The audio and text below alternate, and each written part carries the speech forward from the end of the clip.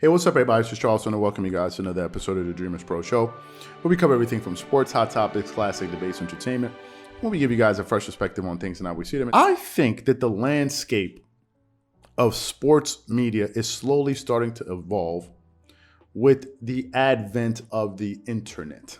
The internet, man, has really created so many opportunities for so many talented people out there that they wouldn't have had otherwise. This is one of the powers of the internet. Traditionally, the only way we got a chance to listen to sports voices or sports commentators or analysts, whatever you want to call them, was either through the radio or through television. You had to go through these different channels. If you didn't go through those channels, there was just no opportunity. There was just no chance for you to ever get your voice out there. Traditionally, that's the way business was done. Therefore, it meant that the voices that you heard were most likely going to be selected, and it would be very difficult for you to hear other people, right? Because you would need to have you need to either go to this school, you need to either have these credentials, you either need to know this person. That's usually the way business was done. But with the advent of video and audio, it is given an opportunity to fresh voices out there who are really talented to really show you what they have. That's really what's happening, and that's exactly, I believe, what happened with J.J. Redick. Now, as we all know, J.J. Redick is a former NBA player. He's one of the best college basketball players of all time. We all know this, right? But what J.J. Redick did was he started his own podcast. And the podcast was focused on sports, primarily the NBA. And even though he had the clout of being a former NBA player, which means that he had all of the relationships with current and former NBA players and coaches, because I've watched some shows, and he had on Nick Nurse, I think he had on Draymond Green, he had on so many, he's had on so many different NBA players, right? Because he has the relationships with them. But nevertheless, apart from the fact that he has all of these relationships, he's showing that he's pretty good at what he does, and he was good enough to not only, deliver this content, but to establish his own audience, right? And I think it was something that ESPN took notice of, because usually these sports media companies, they usually like former athletes to come on there and talk about sports. That's usually how it works. They're not just going to pick a guy from somewhere. I mean, yes, they have journalists out there that go through the ranks, they get on TV, but also they like retired athletes. I don't know exactly why, but that seems to be the way things are done, right? So ESPN took notice of him, and I think the reason they took notice of him beyond the fact that he's a former NBA player was that he was able to create his own audience, create his own following. Now there are other people that have done it, but I think it's something that made J.J. Redick unique in a way, right? He already had his following, and I'm sure some of those viewers that he had on his following his show, following his podcast, ultimately migrated to watching ESPN on TV, which ultimately would probably help them make more money. I mean, if we're going to be honest with it about it, and I think is this the same thing you saw that we're seeing with J.J. Redick and his transition to television. It's tantamount to an independent musician. This happens a lot in music. It's tantamount to an independent musician who creates his own buzz, creates his own following, and then a bigger label, or major as they call them, takes notice of that person, and then they get a bigger deal. It's happened with so many people. It's happened with Young Jeezy. I think it happened with Drake. So many people have done this, right? Some people build their own organic following, and then a bigger label takes notice of it, and then they take them to the next level. This is what usually, there's so many stories of this happening. You start off independent, and a bigger label takes notice, and then before you know it, you're out of there. Now, during the short time that J.J. Redick has been on ESPN First Take, he has already had some classic debates or clashes with the undisputed face of ESPN in Stephen A. Smith.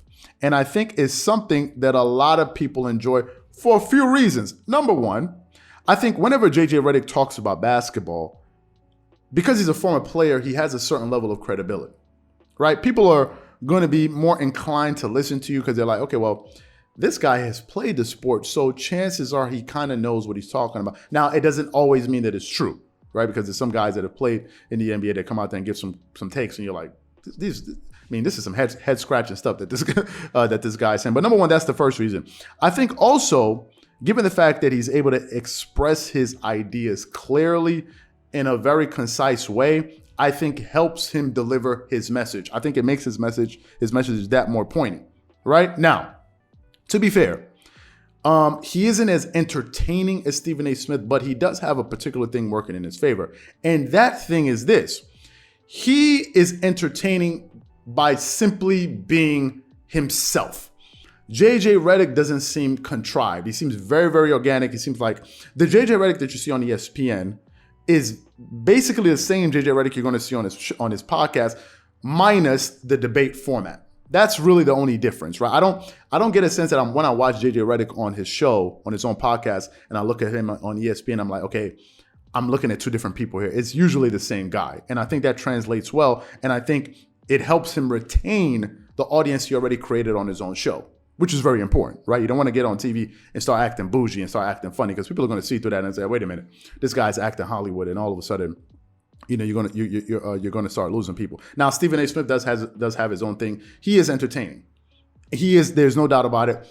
He is entertaining, and there's a reason that he's the face of that network, because he seems to be able to get ratings. And if he gets ratings, it means you're pretty good at what you're doing, given the nature of the work that you're doing. So Stephen A. Smith is very, very entertaining, and he has his own way of doing things. However, to get to my ultimate point here, I think people were dying for somebody to come on TV to be able to challenge Stephen A. Smith. I think in the past, Stephen A. Smith has been able to overpower his guests. It was certainly the case with Max Kellerman.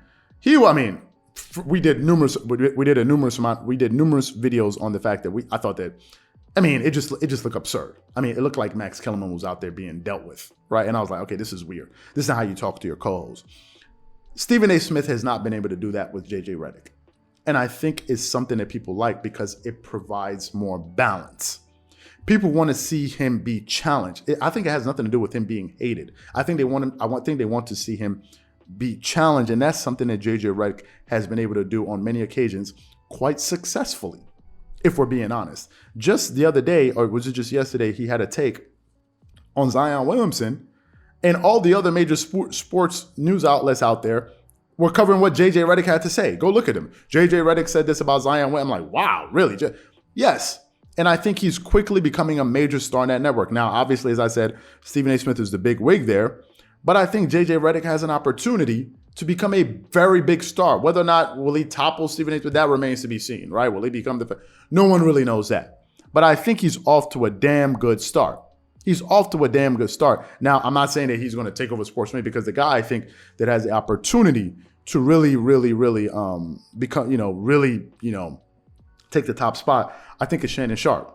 Shannon Sharpe is excellent. He's hilarious. He's very smart. He makes a good point. The only time Shannon Sharpe goes off the rails, in my personal opinion and the opinion of many, is whenever he talks about LeBron, because all of his objectivity just goes out the window and he just starts saying whatever. But if we're just talking about Shannon Sharpe minus the LeBron takes, he's excellent. And I think he has an opportunity to really take over the game. So, in my opinion, I think JJ Redick has an opportunity to become an even bigger star, because he is showing you the power of being yourself. That there's a power in that, and that if you be yourself, there may be enough people out there that actually like you for being you and not trying to be like somebody else. And I think JJ Redick is doing an amazing job of, number one, being himself, but also showing that he can hold his own with Stephen A. Smith in a lot of these debate formats, and it's something that people enjoy. So I guess time will tell, but the question is this. Ultimately, do you think he'll be able to become a bigger star than Stephen A. Smith, or do you think, listen, Stephen A. Smith got this game on lock for the next 10, 20 years? Whatever you guys think, please leave your thoughts and comments in the comment section below. Again, if you enjoyed the video, be sure to make sure you go ahead and hit the like button, hit the subscribe button, and hit the notification bell to be notified whenever we drop our content. Once again, this is Charles here from Dreamerspro. Wishing you guys an amazing day, and catch you guys on the next episode. Peace.